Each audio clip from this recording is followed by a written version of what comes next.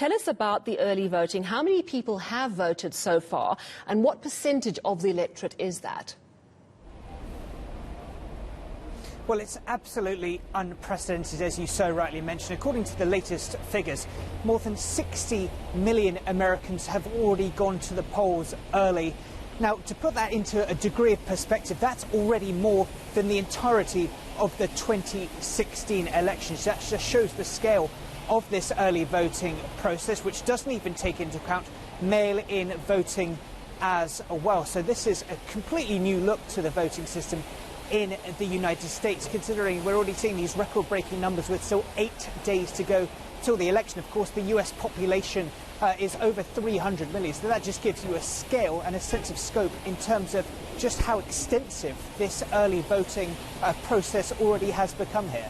Wow, 60 million early votes, more than everyone who voted in the last election. That is absolutely astonishing. So it's 8 days left before the poll. What's on the campaign agenda for both contenders this week? Absolutely. As you can imagine, a busy few days. Of course, last week, former Vice President Joe Biden took a bit of a break from the campaign trail to prepare for that second presidential debate. President Trump has continued what is an incredibly busy schedule, trying to fit in as many of these, especially the swing states, as possible. Over the weekend, continued that, and today he is in Pennsylvania. He's set to make 3 campaign stops. Former Vice President Joe Biden is in Delaware, trying to make his final pitches to the US electorate. Now, as you can see behind me, we're here at the Barclays Center in Brooklyn, in New York.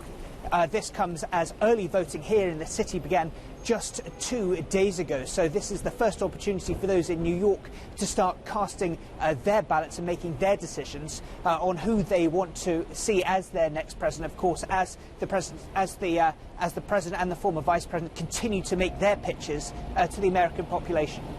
Well, what are the opinion polls saying? We know that Thursday's final debate was a lot more measured, and people felt they got a lot more information out of it. It wasn't the chaotic screaming match of the first debate. Has that done Donald Trump some favours in the opinion polls at this point?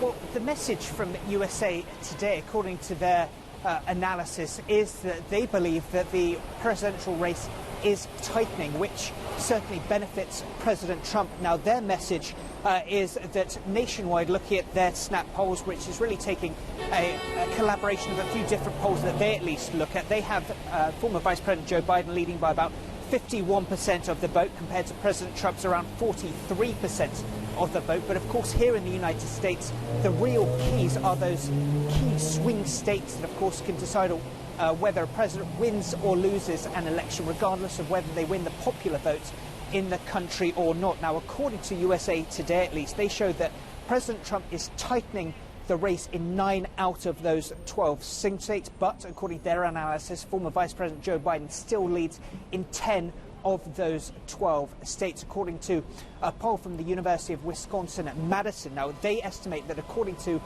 their polling in 3 absolutely crucial swing states, Joe Biden enjoys healthy leads. In the state of Michigan, he is up 52 to 42.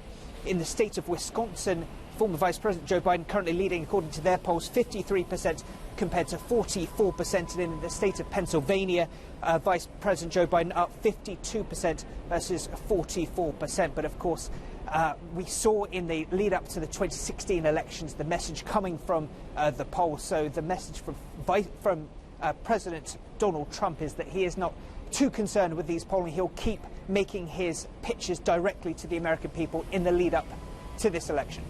And in the meantime, the early votes will continue. Thank you very much, Will Denselow, from a rainy New York. It hasn't stopped the people coming out to stand in those queues to place their mark. Thank you very much for joining us.